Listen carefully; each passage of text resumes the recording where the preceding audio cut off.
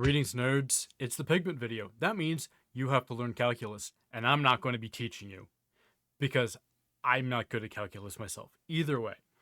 So, when we talk about pigmentation, there's two very important formulas we have to know: pigment volume concentration and critical pigment volume concentration.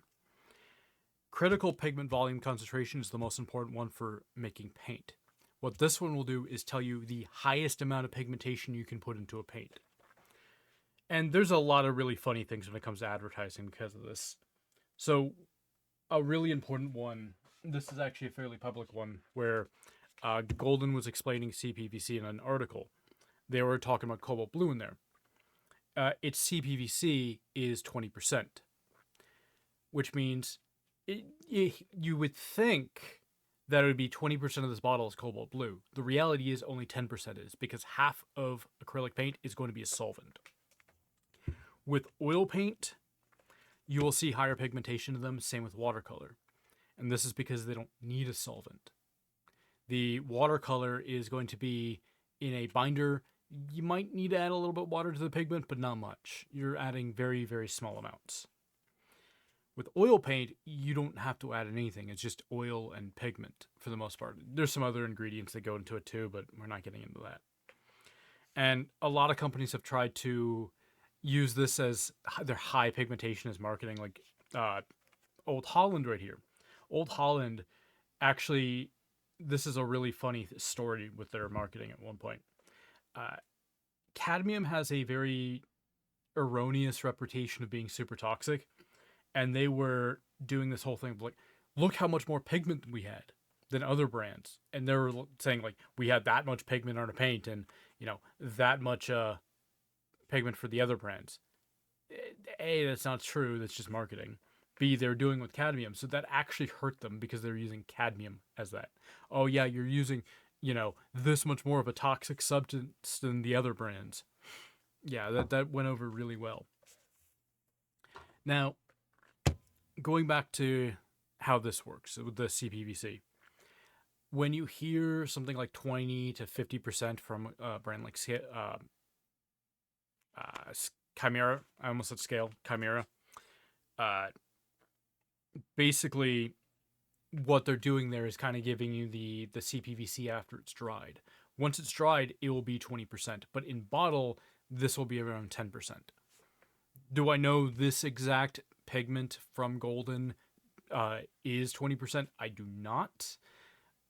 Could I? Yes, very easily. There's an ASTM test to actually test pigmentation to see if they're going over the CPVC based on what binder they're using, etc., stuff like that. Will I show you how to do that? No, I legally cannot. I wish I could, though. Maybe at one point. Either way. Which, this is kind of where you get into those messy things when it comes to pigmentation. A lot of brands will talk about how much more pigmented they are than other brands. Their comparison is, generally speaking, based off of house paint. That's the trick here. Just about all paints on the market are still based off of the original BASF house paint formula, which you can find the PDF online for it. Most of the time you'll only find it in German, but the very basics of what's in an acrylic paint are going to be 10 to 25% pigment, 25 to 50% solvent, 10 to 25% extender. All paints have extender in it. Sometimes the extender can be other things like a rheology agent, which, no, thicker paint does not have higher pigmentation. In fact, it has the exact same pigmentation. That thickness doesn't come from pigment. It comes from a rheology modifier, a paint thickener. That would be an extender or an additive. 0.1 to 5% additive. That's going to be a wetting agent most times. And then you have 20 to 50% binder. Generally speaking, you want a higher binder paint. And the more solids you have in there, the better it is. To some extent. High solids paint versus solvent can be good, can be bad. Now, one really important factor here is talking about house paint. there is, because this is my industry, coatings. I mostly deal with industrial and house paints, auto paint, stuff like that. A super high solids paint, like 60 to 85%. To me, this is actually not a good sign. That is considered in the industry a low quality paint. Within artist paints, you also do not see that because that is a low quality paint. Even if that is 85% pure binder, that's not a paint. That's a paste that will flake and just chip off. It's going to be effectively just a powder. You need a solvent, especially with acrylics, pretty much with acrylics, for it to be a paint. Now, when you hit the 60% range, that is almost always going to be fillers and stuff like that. Now, fillers, this is the fun part, also called extenders. Fillers can be clay, talc, calcium carbonate. So clay is going to be kaolin, PW16, I think. Talc is PW26. No, clay is going to be PW19. So it's PW19 for clay, PW 26 for talc, and then PW18 for calcium carbonate. So kaolin, talcum powder, and calcium carbonate, so chalk. These are all pigments. This is kind of a trick that a lot of companies will also do, is that they'll use these as a pigment to claim they have higher pigmentation. Well, what these do in acrylic paints is they are opacifiers and matte agents. When you look at something like Golden So Flat, they aren't really using those. What they are using, however, is fumed silica, which is also an extender. That's how you get the matte paint. I don't know exactly if they're using fumed silica, ceramic microspheres, plastic microspheres. There's a lot of different things that you can do to make a matte paint. But I'm going to assume fumed silica just for this video. The rest here, you don't really see the aluminum oxide and the mica. Mica, yes, mica paint is a filler. But that's really only on stoves and auto and stuff like that. Aluminum oxide you'll find in a lot of paint, including artist paint, but overall, it's not that big of a deal. Back to those though. These right here are the real trick. So things like Corax White, for instance, this is going to have a lot of kaolin in it. That's the reason why it's the bane of everyone's existence. Just like how kaolin is the bane of my existence, because I hate it. And anyone who uses it for an artist paint, your brain is dead to me. I hate you a lot. Talcum powder, very good matte agent, very good opacifier as well. In linseed oil, calcium carbonate, so chalk and talcum, they are both going to be very transparent, which in lower end oil paint, you're going to be seeing that a lot. Like, you'll see a lot of that within things like Winton and other student brands. Winton, however, doesn't have as much of those because they replaced those with wax. And a lot of wax, to the point where this is unusable. I know, right? A lot of people love this paint. It turns out to be it's pure garbage. It's one of the worst student grade paints you can find. It's only a slight step up from something like Artist Loft. And Artist Loft is probably the worst paint I've ever tried. Yeah, either way, that's really it, right? It's not super complicated because there's a math equation for it, which, once again, right there.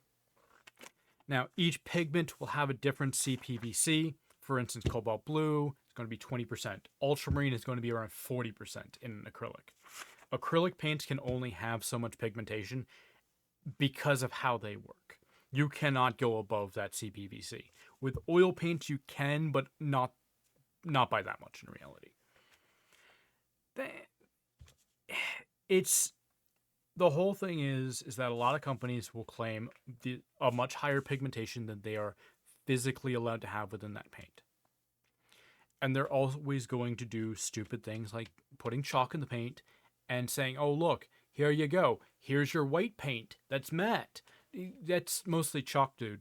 No, it's not. It's titanium white. Chalk is like 1/10 the cost of titanium white. And that's chalky. A good matte white paint isn't going to be chalky at any point. So if you're seeing like a chalky texture, that's because it contains chalk. Simply put, that's all. And you know what, let's talk about a brand that is, I'm not gonna say hotly contested, but there is some like love to it, but also a lot of hate.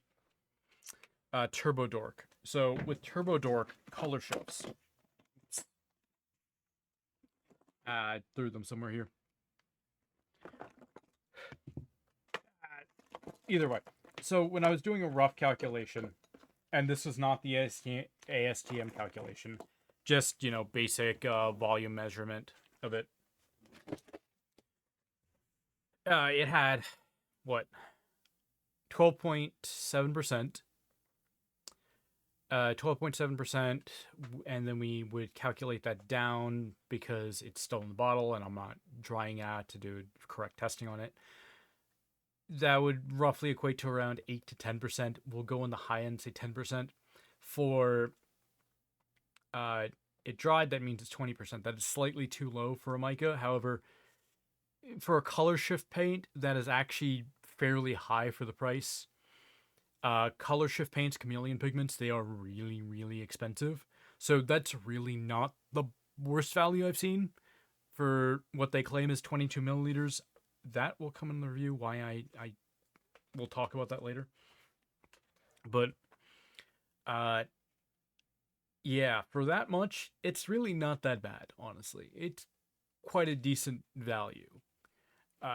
Chameleon pigments are $1 to $3 a gram.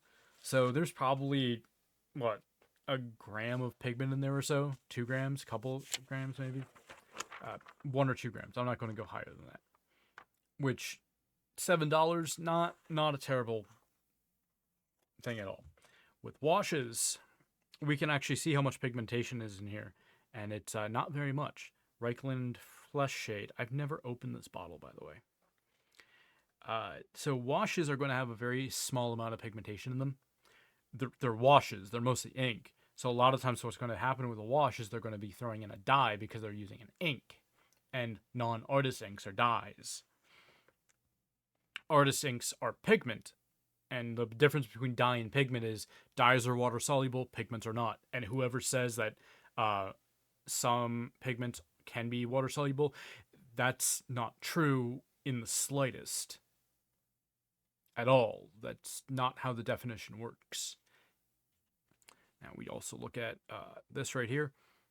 So Vallejo Metal Color. This is very much loved within the hobby community as well. So when I did the calculation, it was actually underpigmented as well, but it wasn't super underpigmented. It was about 1.2% underpigmented by volume. So there's actually better metallics out there than this. But this is just the easiest one to use and the most accessible for the hobby community because they sell it at hobby stores. But yeah, it's not an unreasonable amount, but it's still a little bit underpigmented. And you can do this test at home. Basically, you calculate the inner volume of the bottle, you calculate the liquid, and then you just basically do a cubic, you just convert everything to cubic millimeters. And then you convert that over to milliliters. Then you do the you take the height and volume of where the pigment was, and then you basically remove that, and that would be your percentage of pigmentation by volume. Yeah, it's complicated, right? This is the type of thing I have to do all the time. I hate math. I really do. So yeah, either way. That's really it. It's not super complicated to do this stuff. I say that as someone who does it. Yes, I admit it's calculus. Calculus is a little bit complicated. But basically the whole thing is don't believe companies on how much they actually pigment their paint. No company will tell you straightforward what the actual pigmentation in their paint is. Some brands you can trust more, like Golden. Turner you can trust to some extent, honestly. I've never had bad dealings with them. Stuff like that, Don't trust Old Holland, even with premium brands. Like, don't trust Old Holland. So, There's a lot of brands out there that have good pigmentation. A lot of brands that will say they don't use filler, but they use filler because a pigment like cobalt blue in a matte paint is only going to be semi-opaque, but it's fully opaque for them. That means it has filler in it. There are ways to always detect filler in your paint. One is higher opacity than the pigment should. This is one reason why, if you learn your pigments, you can actually catch companies and find out if their paints are as high pigmentation as they actually are. That's another trick with this. Okay. Now, if you have any questions about this, I can answer them. I know this is kind of like, it wasn't the most informative video I could ever do on this, but I'm trying to make it digestible. And calculus is not digestible. Digestible. So, whatever. It's trying to meet that happy middle ground of easy to understand and getting facts straight. And I got as much facts straight as I can. If you want some sources for this stuff so you can read further, let me know in the comments. I'll drop some. Or you could just look up critical pigment volume concentration in Google if you wanted to. Yeah, there's a lot of reading material out there. I'll probably be posting a lot of that reading material in my Discord at some point. There'll be a link somewhere around that for that. So, check it out if you want. Bye.